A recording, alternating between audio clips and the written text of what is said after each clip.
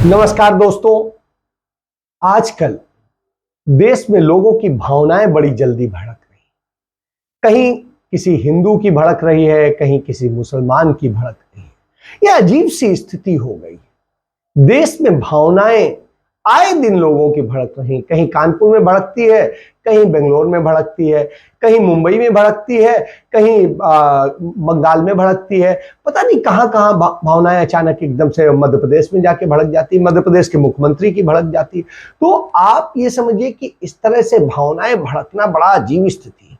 हमारे प्रधानमंत्री जी कितने समझदार हैं, नरेंद्र मोदी जी, हमारे गृह मंत्री कितने समझदार हैं, उन सब लोगों की भावनाएं नहीं भड़कती, लेकिन इन लोगों की भावनाएं भड़क जाती हैं। अब इन भावनाएं भड़कने के मसले को यदि आप देखें तो बड़ा अजीब सा नहीं लगता है।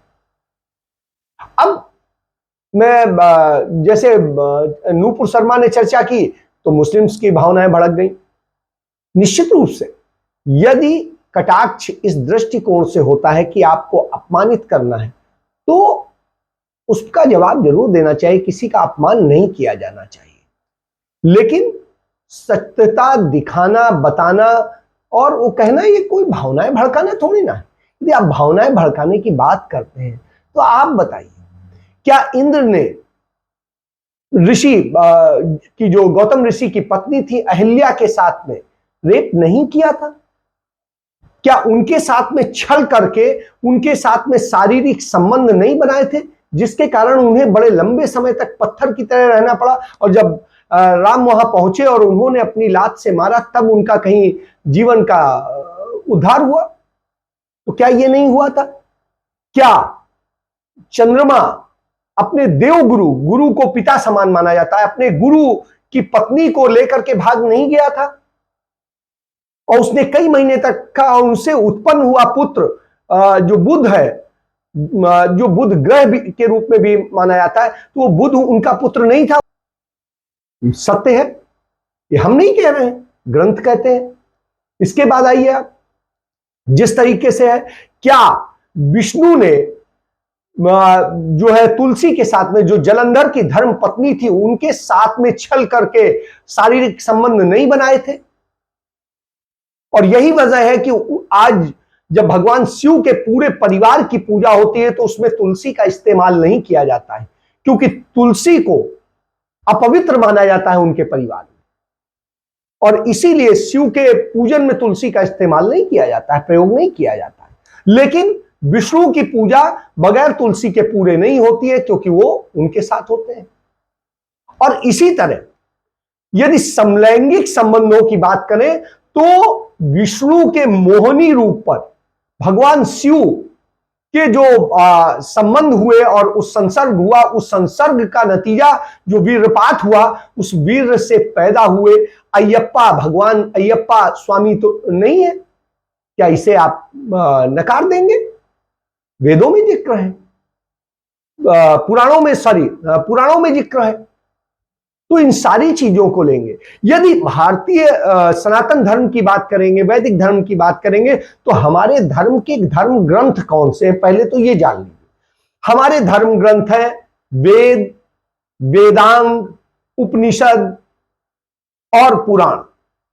उसके बाद में जो जिन रचनाएं हुई हैं, चाहे रामायण हो, चाहे महाभारत हो, चाहे तमाम और दूसरे ग्रंथ हो, वो सभी महाकाव्य, वो धार्मिक ग्रंथ नहीं है, क्योंकि वो उसको लेकर के नहीं जोड़े गए हैं। वो कालांतर में आप उसे धार्मिक कहने लगे तो कहने लगे, लेकिन धर्म के दृष्टिकोण से वो वेद, वेदांग, उपनिषद और पुराण ही हमारे जो है मूल ग्रंथ है धर्म के, सनातन धर्म के। तो यह बात जान लीजिए, क्या इससे इनकार किया जा सकता है? अब हनुमान चालीसा हो, दुर्गा चालीसा हो, या किसी की चालीसा हो, या अब तो नरेंद्र मोदी की भी चालीसा बन गई है, तो इस तरह की चालीसाएं तो हर किसी भी व्यक्ति का महिमा मंडन करने की, जिसे कहेंगे पूरी तरीके से गुणगान करने की एक पद्धति है। ये कोई धर्म ग्रंथ नहीं है जो कहे कि हमें हनुमान चालीसा आती है और हम भगवान के भक्त हो गए। नहीं हो सकते। तो जो सत्यता है उनको आप समझ लीजिए। अब आप एक चीज जान लीजिए कि जिस तरीके से भगवान जो अयप्पा है, वो अयप्पा के बारे में जान लीजिए कि अयप्पा स्वामी है कौन। ये वही अयप्पा स्वामी है जिनको लेकर के इतना बड़ा विवाद खड़ा होता है। कहां पर? केरल में। जिस मंदिर में जाने के लिए होता है कि महिलाओं को क्यों अलाउ नहीं है, कैसे है और क्या है। आप अब तक हो सकता है जानते हो भगवान शिव के पुत्र हैं गणेश जी, कार्तिकेय, लेकिन नहीं, भगवान शिव के पुत्र गणेश जी तो हैं ही, गणेश जी हैं, कार्तिकेय हैं, सुकेश हैं, जलंधर हैं जिनकी पत्नी तुलसी थी, भौम है, और इन्हीं सबको, और इसके बाद में जो अयप्पा स्वामी है। तो ये समझिए अयप्पा स्वामी के जन्म की कहानी भी आप जान लीजिए। सबरीमाला जो है केरल में, वहां पर उनकी पूजा होती है, उनका मंदिर है जिसकी दर्शन के लिए लोग जाते हैं, और उसके लिए 40 दिन बिल्कुल आपको ब्रह्मचर्य का पालन करना होता है, सारी चीजें करनी होती है, काले वस्त्रों में रहना होता है। तो ये भगवान अयप्पा के जो पिता शिव और माता मोहिनी है। मोहिनी कौन है?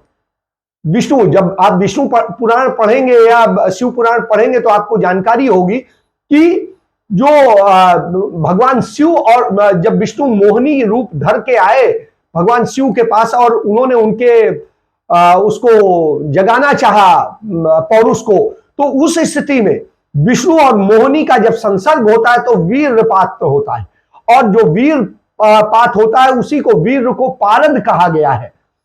और उसमें वीर से ही जो शास्तव नामक पुत्र का जन्म हुआ, जिसे दक्षिण भारत में अयप्पा स्वामी कहा जाता है। और शिव और विष्णु के उसका संसर्ग का पुत्र होने के कारण उन्हें हरिहर पुत्र भी कहा जाता है। तो ये जान लीजिए। तो इन सब चीजों को लेकर के, और इसके बाद में लोग उनको तमाम तरह से डिफाइन करते हैं। तो आप ये समझिए कि किस तरीके से, कैसे आप क्या कहेंगे और क्या बताते हैं इन चीजों को लेकर। इसके अलावा और आप जान लीजिए, जैसे आप जानते हैं भगवान शिव के एक पत्नी पार्वती जी हैं, नहीं, भगवान शिव के तमाम कई पत्नियां आती हैं। यदि आप जाएंगे, आप जाइए दक्षिण भारत में माता मीनाक्षी का मंदिर है मदुरई में, और माता मीनाक्षी जो है वहां पर भगवान शिव के सुंदरेश्वर रूप में उनके साथ में विवाह रचाती हैं, और सुंदरेश्वर के साथ में उनकी पत्नी बनकर के, चूंकि सुंदरेश्वर इसलिए कहा गया माता मीनाक्षी को क्योंकि उनका मछली की तरह से उनका नेत्र थे, तो जो आंखें थी इतनी खूबसूरत थी, इसलिए उन्हें कहा गया, और वो बहुत खूबसूरत मानी जाती है। और मछली पांड्यन राजाओं का राजचिन्ह है इसी कारण से। और ये 2500 वर्ष पुराना जो मदुरई नगर है वो दुनिया के सबसे पुराने नगरों में से है, दुनिया के सबसे पुराने नगरों में से। तो आप समझिए वहां पर सुंदरेश्वर के रूप में भगवान शिव को पूजा जाता है, और जो है पांड्यन राजा की मलयध्वज की पुत्री थी राजकुमारी मीनाक्षी, और उन्होंने उनसे विवाह रचाने के लिए भगवान शिव आए थे। और इस मंदिर को जो है सबसे ज्यादा पवित्र स्थानों में से माना जाता है। इसके लिए कहा गया है कांची तू कामाक्षी मदुरै मीनाक्षी दक्षिणे कन्याकुमारी मम शक्ति रूपेण भगवती नमो नमः नमो नमः। मतलब आप समझ लीजिए, उसके बाद में दक्षिण में ही माता कन्याकुमारी का आपको मंदिर मिल जाएगा। कन्याकुमारी जी के लिए आप जान लीजिए, कन्याकुमारी जी से भी भगवान शिव की शादी के लिए गए, और वहीं पर आपको पास में विवेकानंद स्मारक शिला है, जहां से भारत खत्म होता है, वो जगह है जहां से स्वामी विवेकानंद ने ज्ञान प्राप्त किया था, और उसके बाद में वो जो है विदेश गए थे सम्मेलन में हिस्सा लेने, धर्म संसद में। तो ये समझिए कि ये दक्षिण का जो ये जिला है कन्याकुमारी में, आप जिस तरीके से, तो ये बंगाल की खाड़ी और अरब सागर का यहाँ संगम है, तो समुद्र का ये संगम इलाका है, और मनोरम छटा वाला इलाका है। यहाँ कन्याकुमारी दक्षिण भारत के महान शासकों, और महान शासकों में से चोल चेर पांड्यन के अधीन रहा ये इलाका है। और यहाँ पर माता की एक वो है, और इसमें कथा है प्रचलित, भगवान शिव ने जब असुर बानासुरन का वरदान दिया कि तुम्हारी कुमारी कन्या ही के हाथ से तुम्हारा वध होगा, तो उसके बाद में उसका वध करने के लिए वो भगवान शिव से विवाह करना चाहती थी। विवाह का सब वक्त तय हो गया, पर भगवान शिव को जो है जो विवाह के लिए जब राजी हो गए तो विवाह तैयारियां होने लगी, लेकिन नारद मुनि चाहते थे कि बानासुर का कुमारी के हाथों वध हो जाए। और इस कारण शिव और देवी कुमारी का विवाह नहीं हो पाया, उन्होंने बीच में विघ्न डाल दिया। बानासुर को जब कुमारी की सुंदरता के बारे में पता चला तो उसने कुमारी को के समक्ष शादी का प्रस्ताव रखा। कुमारी ने उस युद्ध में कहा कि युद्ध होगा, युद्ध में तुम हमें हरा दो या हम तुम्हें हरा दे, जो होगा, यदि हम हार जाएंगे तो विवाह कर लेंगे, नहीं तो जो है तुम मरी जाओगे। तो इसी बीच युद्ध हुआ और युद्ध में क्या है, कुमारी ने मार दिया उस असुर को। और उसके बाद में उनका जो तो शिव और कुमारी के विवाह की तैयारियां जो आगे चल के हुई वो जो है रेत में परिवर्तित हो गई। और इन सब कारणों से माता का मन रूठ गया और उन्होंने फिर विवाह नहीं किया। और ये स्थिति, तो ये सारी चीजें हैं जिनको आप लेकर के यदि बात करेंगे, ये करेंगे। हम आज ये बात क्यों कर रहे हैं, क्योंकि लीना मणिक्कर ने जो बात कही, फिल्म मेकर है, महिला है, दक्षिण भारत से आती हैं, उन्होंने तमाम सारी बातें, तो माता काली को लेकर उन्होंने जो रूप दिखाया है, उन्होंने क्या गलत दिखाया? माता काली का यदि आप रूप देखें, जो हमारे यहाँ काली को शाक्त परंपरा की 10 महाविद्याओं में से एक माना गया है और वैष्णव की दाई पिंडी के रूप में उन्हें माना गया है। और महाकाली को दिखाया जाता है कि वो असुरों का वध करने के लिए वो रक्तपान भी करती हैं, वो दूसरे और नशे भी करती हैं, और ये सब करके वो अपने आप को उसी नशे में आकर के ही वो मारती हैं, क्योंकि बिल्कुल सरल एक महिला के रूप में, गृहिणी के रूप में वो ऐसा नहीं कर सकती थी। इसलिए उन्होंने ऐसा उग्र रूप रखा कि जिसमें उन्होंने कोई भी दिखाई दे, और इसी कारण उन्होंने भगवान शिव तक पे के छाती पे पांव रख दिया था। तो उस स्थिति में यदि ये है तो ये तो हमारे ग्रंथ कह रहे हैं, कोई और तो नहीं कह रहा है। तो जब हमारे ग्रंथ में ही है कि महाकाली क्या कर रही हैं और उनको इसीलिए पूजा जाता है कि उन्होंने अपना सब कुछ वो कर दिया। आपको यह भी पता होना चाहिए भगवान शिव के 3 पुत्रियां हैं। एक है अशोक सुंदरी, शिव जी की सबसे बड़ी पुत्री मानी जाती है। और जब पार्वती जी अकेले रह रही थी, शिव जी तपस्या कर रहे थे, तो अकेलापन दूर करने के लिए उन्होंने क्या नाम है, अशोक सुंदरी को जन्म दिया था। और अशोक इसलिए उनका नाम पड़ा क्योंकि मां के शोक को वो दूर करती थी, इसलिए अशोक पड़ा। और ये है, ये तो इस तरह से कहा जाता है। और भगवान शिव ने जब गणेश जी का सिर काटा तो वो डरकर बोरे में छिप गई। इस कारण से जो है उनको वो नमक के बोरे में छिप गई। तो इस कारण से वो नमक के उसके होता है, नमक के महत्व को बताया है। उन्हीं के कारण नमक का जो है, जो उनका पसीना है, उससे माना जाता है कि नमकीन हो गया है। तो ये स्थिति है और यही कारण है गुजरात में माता अशोक सुंदरी की पूजा की जाती है। आप बताइए, क्या इनकार कर दिया जाएगा कि माता की भगवान शिव की पुत्री है और रूपवती पुत्री थी। इसके बाद में माता की ज्योति पुत्री है, जो माता के माथे से तेज के रूप में हुआ था और ये ज्वालामुखी के रूप में मानी जाती है। तमिलनाडु और उधर के मंदिरों में इनकी पूजा होती है। तो जो ज्वालामुखी माता है वो भी उसी तरीके से भगवान शिव की पुत्री है। और इसमें भी जिस तरीके से उनका प्रभा मंडल बिल्कुल स्वरूप है और दूसरी मान्यता के अनुसार जो जिस तरीके से माना जाता है। इसके बाद में तीसरा मनसा माता है, जो भगवान शिव की एक पुत्री है। और यह भी भगवान शिव की कैसे पुत्री है, पार्वती से नहीं है, जो उनकी धर्मपत्नी थी। वो सर्पों की जो देवी थी, सर्पों की माता थी मनसा देवी, उनके जो है उससे हुई थी वो। और कैसे बंगाल की जो कथाएं हैं उसके मुताबिक सर्प दंश का इलाज मनसा देवी के पास होता है। उनका जन्म तब हुआ जब भगवान शिव का वीर कद्रु, जिन्हें सांपों की मां कहा जाता है, के अंदर चला गया। और जब सांपों की माता के अंदर भगवान शिव का कद्रु के अंदर वीर चला गया, उससे उत्पन्न हुई पुत्री है माता मनसा। तो आप ये समझिए, इनको आप किस तरीके से बताएंगे। कई जगह पे माता मनसा को वासुकी के भी नाम से जाना जाता है।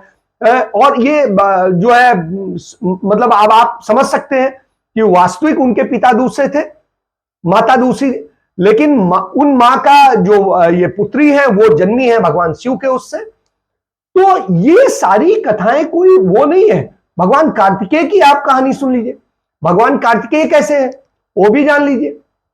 वो भी कोई इस तरह से नहीं है कि आप कह देंगे कि जो माता से इस तरह से उत्पन्न हुए या चीजें हैं।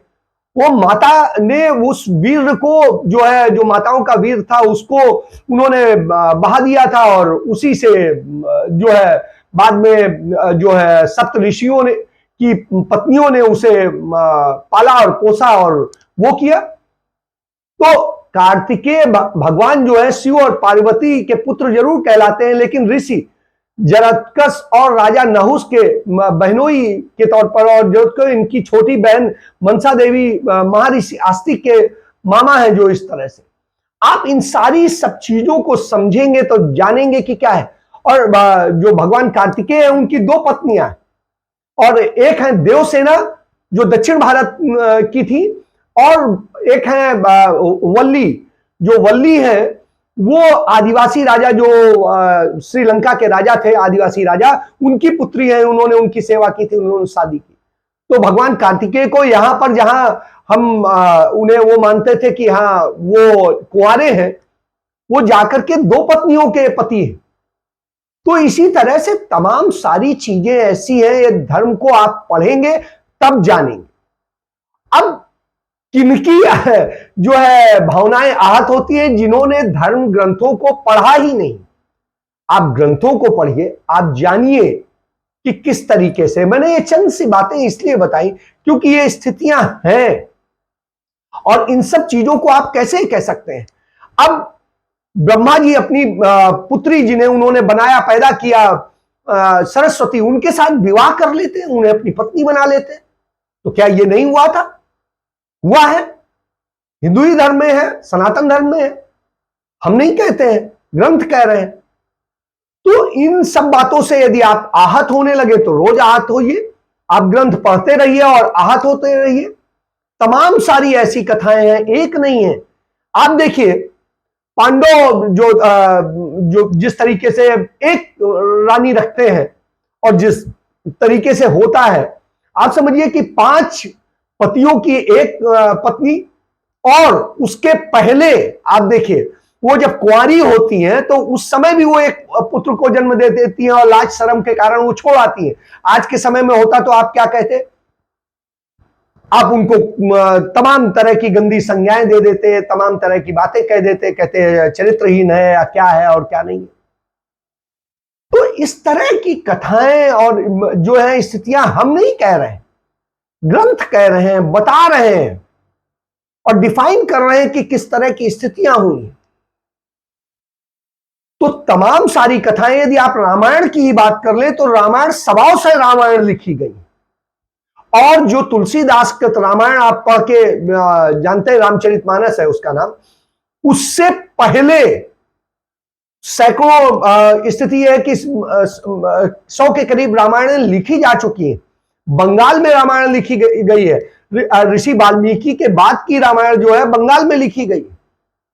दक्षिण भारत की रामायण। क्या आप इस बात से इनकार कर पाएंगे कि राम और लक्ष्मण दोनों ने अयोध्या में जो है सरयू नदी में डूब करके जल समाधि ली थी, आत्महत्या करनी पड़ी थी उन्हें, पूरे परिवार के साथ उन्हें आत्महत्या करनी पड़ी थी? यह स्थितियां थी। क्या आप इन सब चीजों से इनकार कर सकते हैं? ये ग्रंथ कह रहे हैं, हम नहीं कह रहे हैं। तो यदि आप पढ़िए तब आपको पता चलेगा, लेकिन आपकी भावनाएं आहत हो जाती हैं क्योंकि आपको ज्ञान नहीं है, आपने अपने धर्म ग्रंथ पढ़े नहीं। और यदि आप अपने धर्म ग्रंथ पढ़ेंगे तो ये सारी चीजें आपको मिलेंगी। और यदि इस तरह आप लिटिगेशन में जाते रहेंगे, मुकदमे करते रहेंगे, तो आपका धर्म और बदनाम होता रहेगा। जो अभी दबी कुचली चीजें हैं वो भी चीजें सामने आएंगी, क्योंकि उनके सबूत के तौर पे वो ग्रंथ प्रस्तुत किए जाएंगे। आप महुआ मोइत्रा पर हमले बोल सकते हैं, आप लीना पर हमले बोल सकते हैं, आप किसी और पर बोल सकते हैं, आप पत्रकारों की हत्याएं कर सकते हैं, बहुत चीजें कर सकते हैं, करते रहिए, लेकिन सत्य नहीं बदलेगा। सत्य जो है वही रहेगा। इसलिए ये भावनाएं आहत करने का काम छोड़ दीजिए। यदि हिंदू आज इतना हो गया है, कई करोड़ हो गया है, 100 करोड़ से ऊपर हिंदू है, मतलब 130 करोड़ हिंदू है, और यदि 130 करोड़ में मान लीजिए हम और दूसरे हटा दें तो उस स्थिति में भी 100 करोड़ से अधिक हिंदू है, और ऐसी स्थिति में आपका हिंदू धर्म खतरे में है, सनातन धर्म खतरे में है, वैदिक धर्म खतरे में है, तब तो इससे ज्यादा और हे स्थिति कोई नहीं हो सकती। तो इसलिए आपका धर्म खतरे में नहीं है, आपकी भावनाएं खतरे में नहीं है, असल में आपकी राजनीति खतरे में है। और इस राजनीति के लिए आप धर्म को ढाल बनाते हैं, उसकी सत्यता को नहीं देखते हैं। और चर्चा सदैव तथ्य पर होगी, हवा में नहीं हो सकती। यदि कुरान शरीफ में कुछ लिखा है तो वो सबूत है, ना कि किसी के कह देने से, किसी मौलाना के कह देने से हो जाएगा। जो बाइबल में लिखा है कि यदि यीशु एक उससे पैदा हुए थे, कुंवारी लड़की से, तो सचमुच हुए थे। यह नहीं कहा जा सकता है कि वो किसी ब्याहता से हुए थे, वो अलग बात है। और यदि मोहम्मद साहब के बारे में कहा जाता है तो पैगंबर के बारे में जो कहा जाता है, जो लिखा है, यदि कि उन्होंने विवाह किया था एक छोटी आयु की, तो ठीक है, उस समय मान्यता थी, हिंदुओं में भी छोटी उम्र में विवाह होते थे, दूसरों में भी होते थे, तो होते थे, इसमें कौन सी ऐसी बात है। इसलिए भावनाएं आहत करके जो है समाज को संकट में मत डालिए, नफरत मत घोलिए, बल्कि एक अच्छी बात करिए, तथ्य पर बात कीजिए और आप भी खुश रहिए, दूसरों को भी खुश रखिए। इसके साथ चर्चा समाप्त करता हूं। जय हिंद, जय भारत, वंदे मातरम।